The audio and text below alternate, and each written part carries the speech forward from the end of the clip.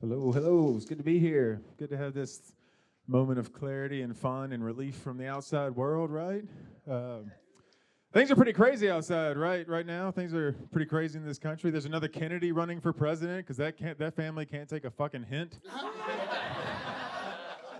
Let's see. California got one. Texas got one. Come on, Florida. Take a slow turn around Epcot. Things are wild outside right now, man, right? The country's so divided. Everyone's just like backed into their corner, ready to come out swinging, you know? I think like this and fuck you if you don't, that kind of thing. And I was thinking about like that division, and I grew up in the 90s when there was a lot of rivalries in the music industry. Like Pearl Jam versus Nirvana, Biggie versus Tupac. That was a no-win situation. And might I add, a real rap beef, Drake. You had like Britney fans versus Christina fans. Some people liked NSYNC, and some people were just fucking wrong. So I just thought my generation learned to pick sides from all those situations, and you just carried it forward with every decision going forward.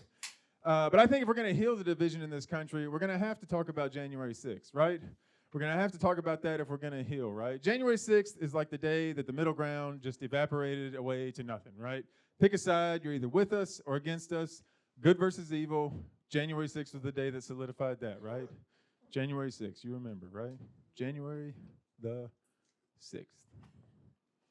January the 6th, 1975. Because that's the day that Wheel of Fortune debuted on network television to challenge Jeopardy for the American game show crown. Think about it. That's how I see the world, right? You're either a Jeopardy person or a Wheel of Fortune person, right? I probably made some car rides a little awkward on the way home. That's on me. I got to live with it. Think about it, though, right? Like, which group do you think knows the periodic table of elements, and which group drinks a lot of Mountain Dew? And which group knows all the state capitals, and which group puts ketchup on everything and has a favorite vape flavor? The favorite vape might be ketchup. You don't know. Science is crazy. One more. Which group do you think knows who won every World Series, and which group do you think thinks Y can never be a vowel because letters ain't gender fluid? You got 5 vowels, E-I, and O, and that's it. Like Jeopardy's all the time sending people to Alaska or like the Galapagos, or I hate those categories. And like Wheel of Fortune just puts up a backdrop saying, howdy, y'all, it's Texas week, even though they're still filming it in Burbank. Like those dum-dums don't know the difference. Like I'm clearly a Jeopardy person, right? Obviously. But I think I like watching Wheel of Fortune more for Pat Sajak's like existential dread when they come back from commercial break, and I will miss him when he retires. Every time they come back from commercial, he's just like,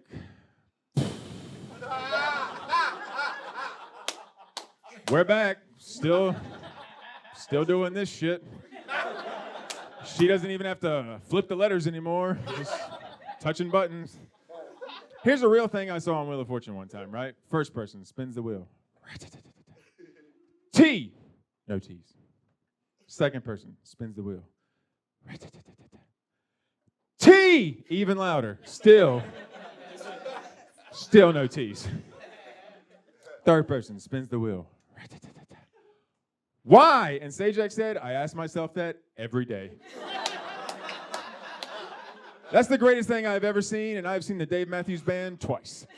I thought he was going to commit suicide on national television. I thought he was going to take a peg off the wheel, just like straight into the temple, right? You know that man fought in Vietnam? That dude fought in Vietnam, and that's what he did with his life, right? I bet he regrets winning that Russian roulette tournament that got him on that last chopper out of Saigon, too. Spin the wheel, right? You have to know things to be on Jeopardy, right? You actually have like a working knowledge of trivia and things like that. You barely need to know the alphabet to be on Wheel of Fortune. Like you're good with like 18 of the letters, right? If you get to that final round, they give you R.L. Stein to go on or whatever. I will say this, though. You don't have to be that smart to host Jeopardy, because this is absolutely true. One of Alex Trebek's doctors was failed Senate candidate Dr. Oz. Ooh. Yeah, we're going to take karma for 2,000, Alex, and make that one a true daily double. All right, guys, I'm JT. Thanks for listening.